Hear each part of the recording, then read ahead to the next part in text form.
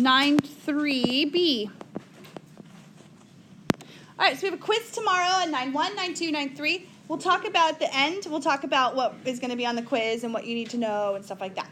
We're going to learn some formulas today. You do not have to memorize them. I will give them to you. I hate memorizing formulas, so I don't make you do it too often.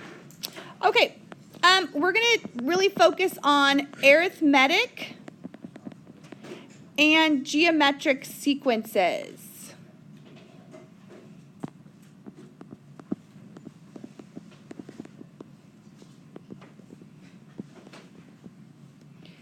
And we're going to have formulas to find their formulas, okay? So let's start off with something that, just a little warm-up on sequences, okay? So let's suppose that you have 2/3, 3/9, 4/27, 5/81. And I want to express this as an explicit formula, okay? Not recursive. Now, you have to think about it in this way. If you want to do a recursive formula, then you would look and go, okay, what's it doing each time? Okay, to the previous term. Yeah, no questions. No, I know what it is. Oh, okay, good job. M plus 1 over yes. e to the n. Close.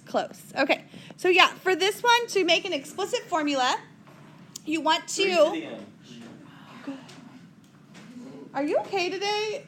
You need to, like, relax, huh? Okay, I'm trying to, but people are, they're talking, and that's okay. We'll be all right. 3 to the n.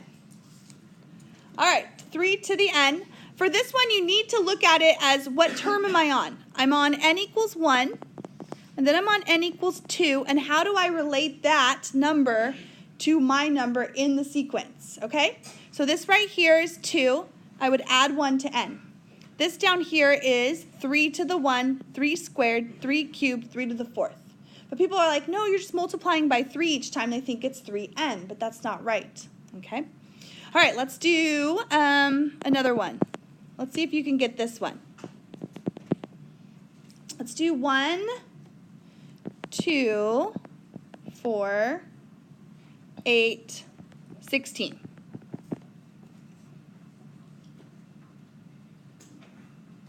This one's pretty easy. Easier than the last one, I think. Okay? Perfect. All right, so this one, we are multiplying by 2 each time, but it just so happens that it's also our explicit formula, too. So when you plug in, oh, it's not 2n, is it? No. Yes, 2n what? 2 to the n minus 1. Ooh, I almost got tripped up. What's that? Recursively, yes. Recursively is being multiplied by 2 each time. So this explicitly represents, like if I were to plug in n equals 4, I should get the 4th term, which is 8. Okay? N equals 4. Now, that worked okay, like 2 times n. It worked okay for that, but what about 2 times 5? That's not 16. Doesn't work there. It has to work for all of them. Okay, last one. This one stumped my 4th period, or 3rd period, whatever it is. Here it is. You ready? You got this? 1, 2, 6, 24, 120.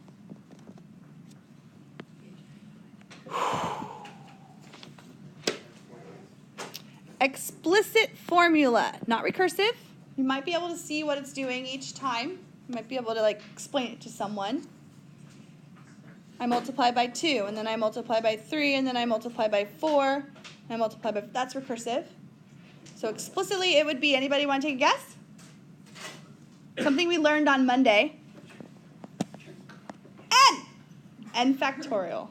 Isn't that crazy? Oh, I was going to say that. I doubt it.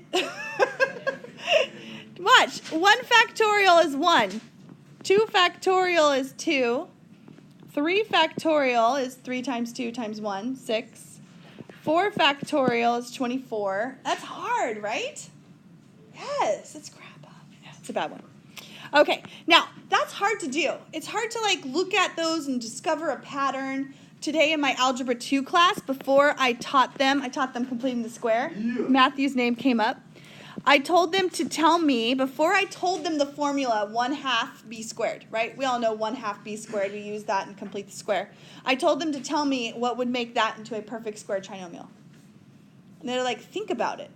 These last ones you've done here, you had to like think about it. You have to get your own formula working. This is just what, 16?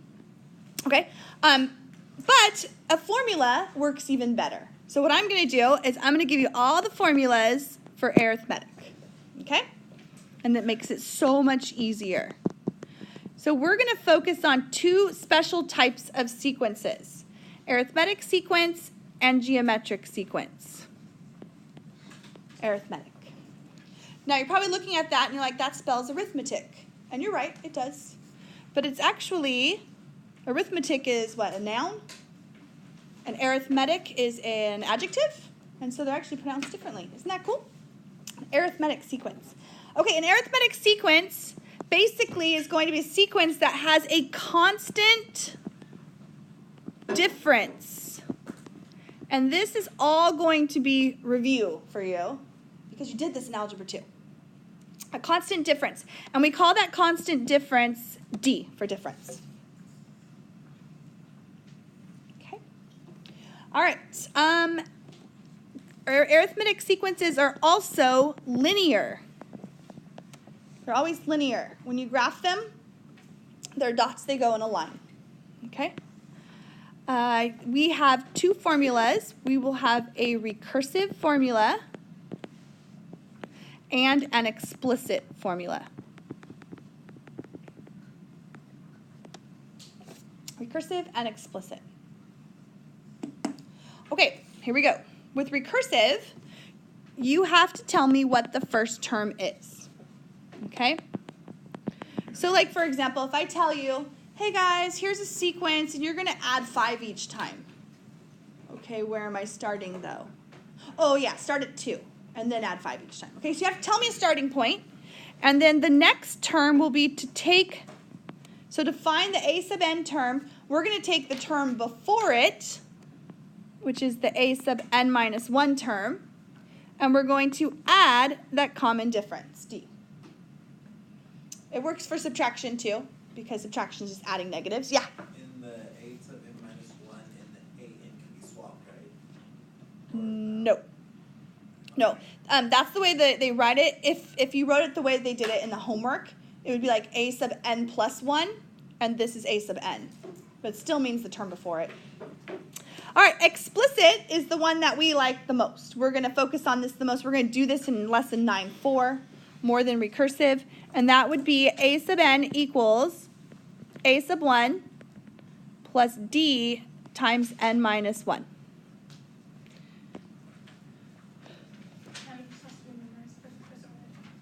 What's that? I'll give that to you. Yeah, you don't have to memorize that. And then also another formula, if you don't care for that one, which I don't use that one a lot. I like this one better. This other one is a sub 0 plus d times n. Okay? A sub 0 is the y-intercept. Okay, our sequences start at n equals 1. So we usually don't talk about the 0th term. We don't do it. We start at n equals 1. But that would be the y-intercept, and that's the constant rate of change, which is slope. Cool, huh? It's linear. All right, so you have those two. So here we go. I'm going to do 2 problems that involve these. The first one's going to be your basic Algebra 2 problem. You did this last year. Let's see if you can do this. Here we go. -6, -2, 2, 6, and 10. So there's an infinite arithmetic sequence. You can tell it's arithmetic because there is a constant difference between terms. Okay? Constant difference means that if I take this term minus that term, I get 4. 2 minus -2, 4. 6 minus 2, 4. 10 minus 6. Okay, we get it. There's a constant difference. It's 4. So what we're going to do is we're going to write an explicit. Explicit. Okay, that's really bad. And we're going to write a recursive formula. explicit and recursive. Okay? And then I'm going to ask you maybe for like the 20th term or something like that. Okay? So here we go. Let's write an explicit formula. You have options. Okay? You can use either that first formula I gave you or the second one. Doesn't matter. I'll show you both just to see which one you like better. Okay? So the first one I would do is a sub n equals a sub 1 plus common difference, which is 4, times n minus 1. Okay, don't leave it like that. You need to simplify that. Simplifying would give you negative 6 plus 4n minus 4, which is 4n minus 10. Okay. Ooh, look, it's linear. You see that? Negative 10 is the y-intercept, 4 is the slope. All right, let's say that I want to use the other formula. And the other formula tells me to use the a sub 0 term. A sub 0 is found by going backwards one term. If I'm adding 4 this way, what am I going to do to go backwards? Negative. Subtract 4. Negative 10. Negative 10 is a sub 0 plus d times n. It's the same thing. Same exact thing. Which one do you like better? Second one. Me too. I like the second one better. Sometimes. Sometimes. All right, now let's write a recursive formula. Recursive formula is pretty basic. You just have to tell me what the first term is. In this case, our first term is negative 6. And then you tell me to take a sub n, so the term I want to find is to take the previous term, a sub n minus 1, and add 4 to it. The book will say to start at n is greater than or equal to 1. You don't have to write that, okay? I think it would be n is greater than or equal to 2. Yeah. You don't need to write that. We'll just go ahead and just, nah. Okay? All right. Now let's do, number 2, let's do a ham problem. Are you ready? Let's do it. Here we go. Natural log of 3. What? Natural log of 6. Natural log of 12. Natural log of 24, ... Okay. Does that even look arithmetic to you? No, it doesn't, right? It doesn't. And you're like, well, let me get my calculator out. Don't do that. No, that's not. Okay? This is arithmetic. It is. Let me show you. If you want to find the common difference between terms, you would take any term. Let me take the third term. Okay? And you would subtract any of the other terms, the term before it.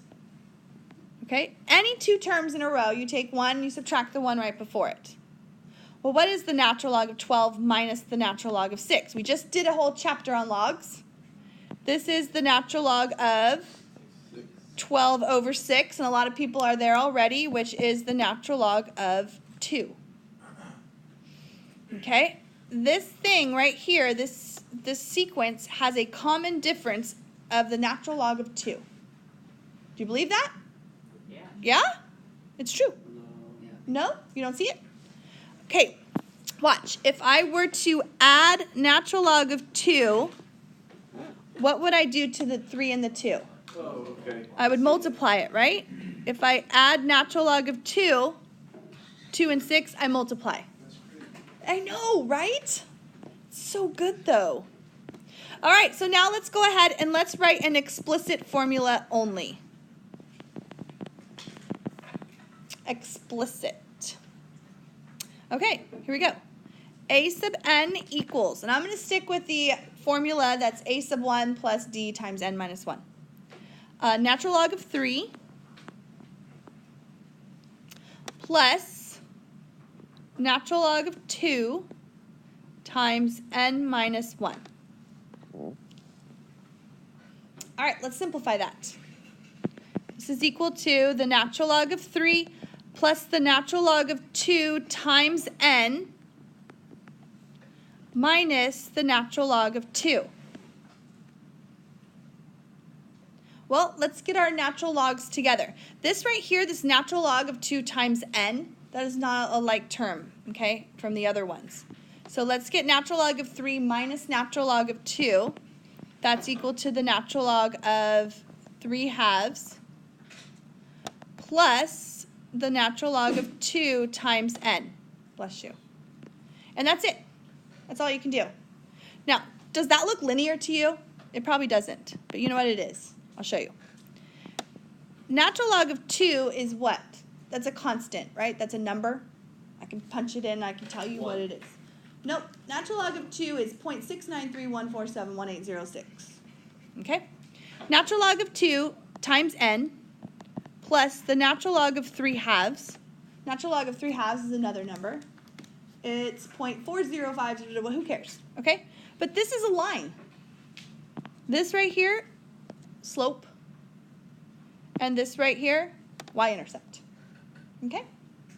It just looks weird because it's logs. Don't you have to get limit to n is greater than 0? You should. We don't, but you can if you want to be extra. All right, one more what's it called? Arithmetic, and then let's move on to geometric. Okay, this one's a little different. Let's suppose that they decide to tell me that I have an arithmetic sequence. I have an arithmetic sequence, and my second term is 3, and my fifth term is 24. And they want me to write an explicit formula for this. They might ask you to do both in the book. That's fine. I'm just kind of keeping it explicit because we use that the most. Write an explicit formula for this. Okay. Well, they didn't give me anything I need. To write an explicit formula, I need the first term and I need the common difference. They didn't give me either one. Jerks. All right, so this is what we're going to do. Let me show you this way. I'll show you visually what we're going to try. So let's say this is the first term, second term, third term, fourth term, fifth term. Okay? And then you can keep going. The second term I know is 3, and the fifth term is 24. So what I would do is I would take that 3 and I would add d to it to get to the next term. And I would add d to it to get to the next term. And I would add d to it to get to the fifth term. Do you agree with that? You remember this? You did this last year. Okay, so let's set this up. We're going to take the second term and we're going to add d 3 times. What is adding d 3 times? 3d. And that will equal the fifth term.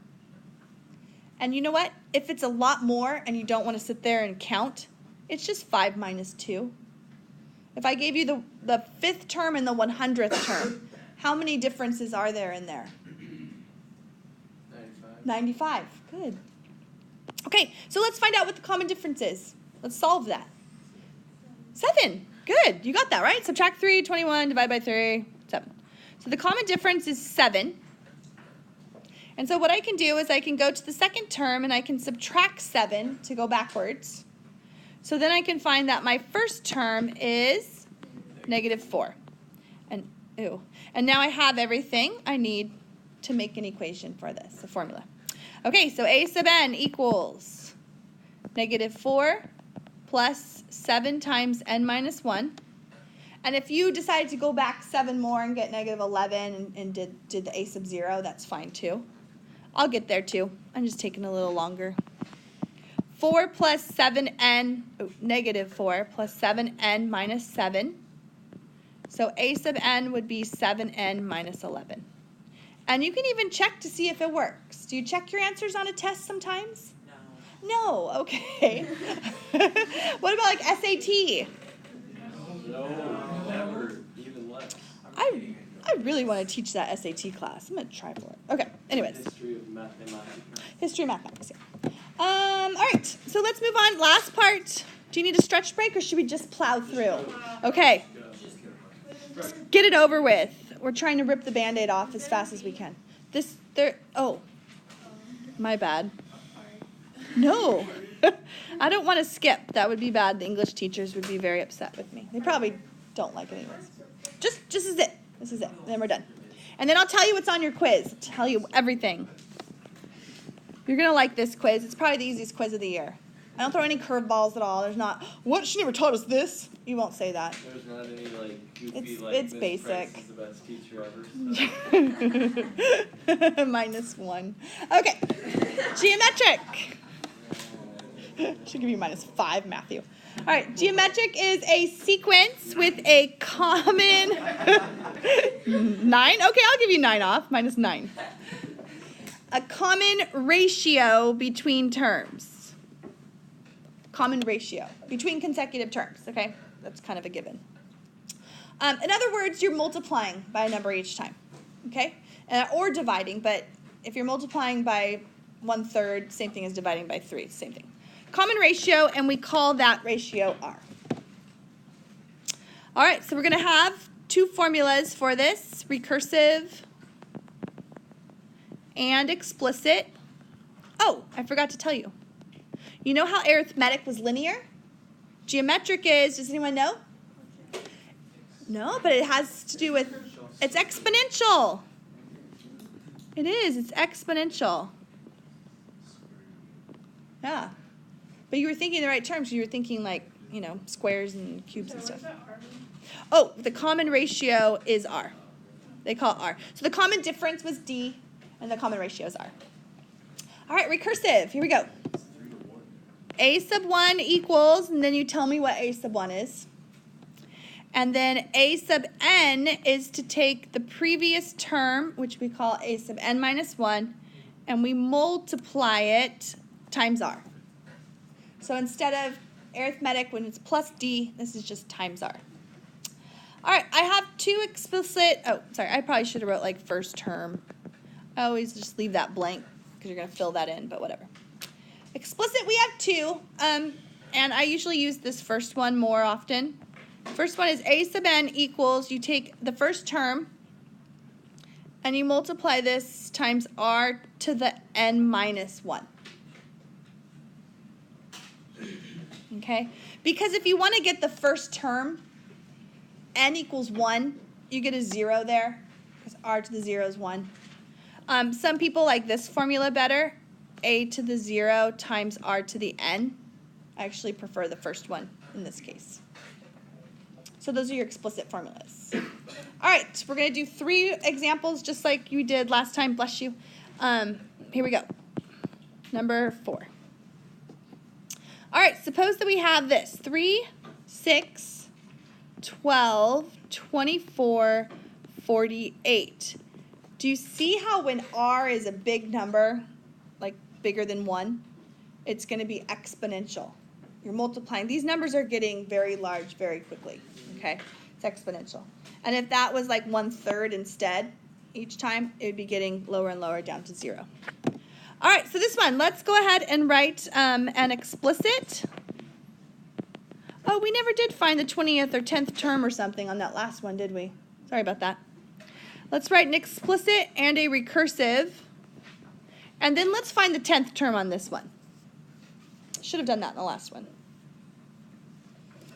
If Yeah. if R is less than 1, is it just exponential decay? It is. Right? Well, if R is between 0 and 1. Okay. 1/2, 1/3. Yeah. Because you can't have it be 0. Right.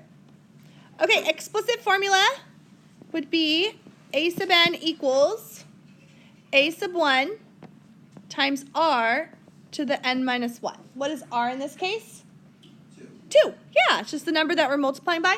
If you ever can't find R, take one number and divide it by the 1 in front of it. Okay? 24 divided by 12. Take any 2 consecutive terms and take the 1 in front, divide it by the 1 in back, because it's a ratio. It's a ratio. And that's it. You don't want to simplify that. That's fine. You're good. Recursive is to tell me what the first number is, and then to tell me what to do with those numbers. Well, you're going to take the previous number and multiply it by 2.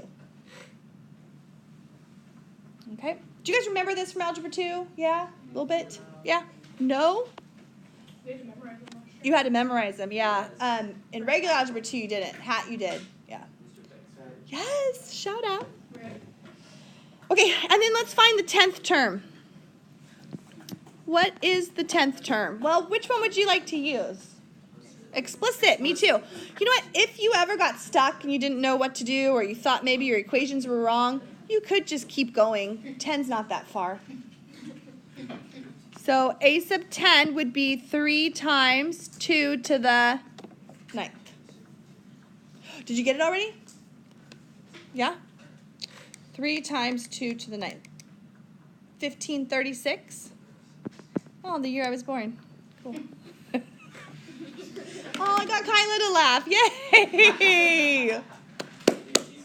Kyla's having a rough day. We love you, Kyla. Shout out to Kyla. Okay, number 5. Number 5. I was having a rough day Monday, so I get you, girl. Okay, number 5. Here we go. 10 to the negative third. You're like, I was doing just fine till I came to this stupid class. I hear you. I've had classes like that too. All right, 10 to the negative 3, 10 to the negative 1, 10 to the 1, 10 to the third. This morning, they moved me from here to room 27, and then we got to room 27. There's no document camera, so then we had to move to Mrs. Baldridge's room. Baldridge's. Because my thing broke. Yeah. So I got my cardio in this morning. I walked a whole seat. So you had to teach this in Mrs. Baldridge? Yes. Yes, it's terrible. I love her poster, though, that she has right there. It's so funny. Carol with the goggles. No, yeah, she didn't wear them, so now she doesn't need them, and she's blind. Anyways, that's so bad. Okay, let's write an explicit formula. Now, sometimes it's hard to tell if this is, and I'm not going to tell you sometimes. I'll say, write an explicit formula, and you're like, well, which one is it? Arithmetic, geometric? What is it? This is actually a geometric formula. If you can't tell, there is a common ratio between terms. So if you took 10 to the third and divided it by 10 to the 1, you would get 10 squared. Other people said, well, why don't we just change all the numbers? This is 1 over 1,000. That's 1/10. That's 10. That's 1,000. So you can tell what the numbers are. You can rewrite them if you don't like them like this. Okay, so here we go. A sub n equals. Take the first term, which is, yeah? Ours really is 100. Ours 100, yeah. Take the first term and do that 10 to the negative 3. And you could write that as 1 over 1,000 if you wanted to. And then r is 10 squared, or 100, to the n minus 1. And that's all you would do. Okay? They just look a little different, but that's okay. And like I said, if you don't like them written like that, just rewrite them out. All right, and then let's do the last one, number 6. For number 6, it's the same thing as the arithmetic one. The second term is 3. And the fifth term is 24 again. Okay, but this time, it's a geometric sequence. So I want to write an explicit formula for this. Okay, it's going to be a lot like the last one. The last one I had to add the common difference, and I added it 3 times to get from the second term to the fifth term. What am I doing with the common ratio? I'm timesing it, yes. So if I'm at the second term, and I want to get over here to the fifth term, 2, 3, 4, fifth term, I would multiply by r, and I would get r to the third. Okay? So I would take the second term times r to the third would get me the fifth term. Do you agree with that? Yes, you should. It's right. Okay. So they tell me what the second term is in this case. It's 3. And I'm going to multiply that by r cubed to get me to 24. Yeah, it is 2. Divide by 3. R cubed is 8. Take the cube root of both sides. So r would be 2. So let's write our explicit formula. Well, I need a sub 1. A sub 1 would be to take a sub 2 and go back. So that would be what? Anybody know? 3 halves, yeah, divided by 2 instead of multiplying by 2 going that way. So our explicit formula would be a sub n equals 3 halves times 2 to the n minus 1. Whew, bless you. Yay. Okay, now let's talk about what's going to be on the quiz. The quiz is only on lessons 9.1, 9.2, and 9.3. The thing is, though, that none of them go together. It's weird, right? I mean, not really. They're kind of connected. But this is like the hodgepodge chapter. Do you know what hodgepodge is? Probably not. Potpourri. That's what we have for dinner every day. You had hodgepodge for dinner every Hodgepodge dinner. Yum. All right, 9.1 to 9.3. So 9.1, make sure that you know the difference between NPR and NCR and when to use those. Okay? NPR, if you remember, that's when order matters. And CR, things like groups and things like that when order doesn't matter. Okay? There's a big difference between taking 7 people and choosing the 3 best finishes of them, or taking 7 people and choosing a group of 3. Very different. Yeah? No? What if it's what if we have to find the amount of total number of possibilities for coding? For coding? Yeah, for code, number of code. That's like Then don't we have, because wouldn't it be permutation, because if the code is if the answer is 1, 2, 3, 4, it won't work because Oh, 2, 1. that I would do multiplication counting principle. Multiplication counting principle works for a lot of things when NPR and NCR don't. Like, for example, the ones where it says coding. If I have 4 numbers, right, or something, and I want to do it, whatever, you would go 1, 2, 3, 4. You would do that instead. And that's multiplication counting principle, which says you take all your options and multiply them together. Same as if you had outfits of the day or whatever. So if I had, let's say, 10 digits to choose from for my 4-digit PIN code, and then I had 10 digits again, 10 and 10, okay, you would multiply those out to get all the possible ways to have your 4-pin, your code. Is that what you're talking about? Yeah. Okay, good. Wow. I didn't think I understood you for a while. Okay, the next thing is, I think on that same lesson, no? Was that it? That's all we had to do here. I wrote it down earlier. Order, counting principle, yeah. So, and those can be tricky sometimes, so be careful with them. Make sure you know which one to use. Then you're going to have the binomial theorem. Okay? I'll make you do a couple of them where you have to expand like 2x minus 5y to the 4th power. I'm not going to go crazy on you. I'm not going to do like to the 12th power. That's just rude. Yeah, 9.2. Thanks. 9.2, binomial theorem. But I could do, instead, I could do something like 2x minus 5y to the 12th power, but then I ask you for the coefficient of x to the 7th, y to the 5th.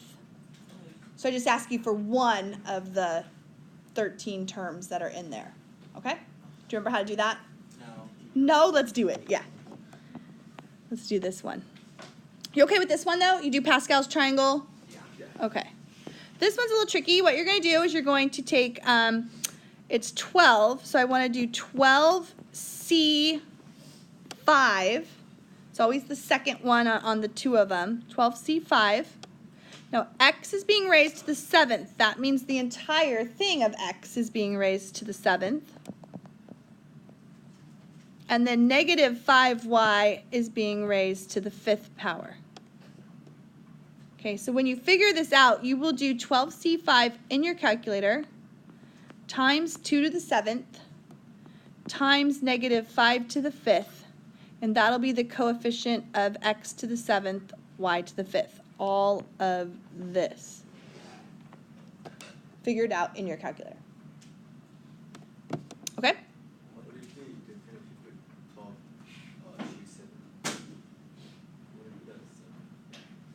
I would, huh? But they always do it that way. They always want you to match that up with that. Because it's symmetric. You're right. It doesn't really matter, huh? Okay. What else? Let's see. And then you'll have Converge and Diverge. Converge, 9-3, sorry, 9-3. Converge and Diverge. Sequences. I could ask you for like the first 6 terms of something, okay? And then you'll have arithmetic and geometric. Formulas are given. Yeah? What are those things that will tell you whether it converges and diverges again? Okay. So it's 2 ways. One, they actually give you the formula. They write it like this. So they might write n plus 1 over 3n minus 5. Okay? Or they could write n squared plus 1 over 3n minus 5. Or n plus 1 over 3n squared minus 5. Now, they all look so similar, right? They're all very different. They all have different answers. So if I wanted to figure out whether these sequences converge or diverge, this first one, what you do is you look at the leading terms. You don't care about the rest of it. This one has n over 3n. Okay? If you don't want to memorize stuff, plug in infinity. Right? We're going towards n equals infinity. That's what we're doing. And so you end up getting 1/3. So that converges to 1/3. Okay? The next one. I don't want to worry about memorizing stuff. Terrible at memorizing. So I'm just going to look at the 2 leading coefficients, the leading terms of each of them. And when I do that, I get infinity squared over 3 times infinity. You know what that is? It's infinity over 3, which is infinity. Does that converge or diverge?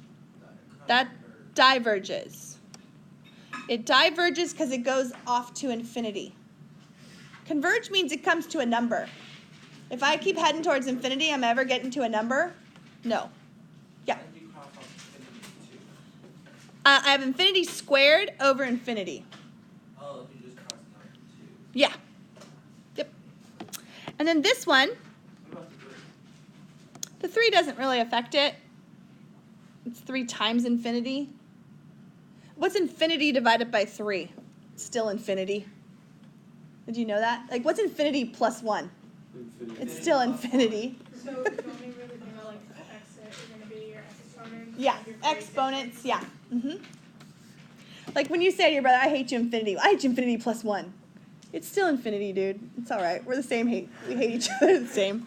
Okay, this one right here, n over 3n squared. This one's like that. You have infinity over 3 infinity squared.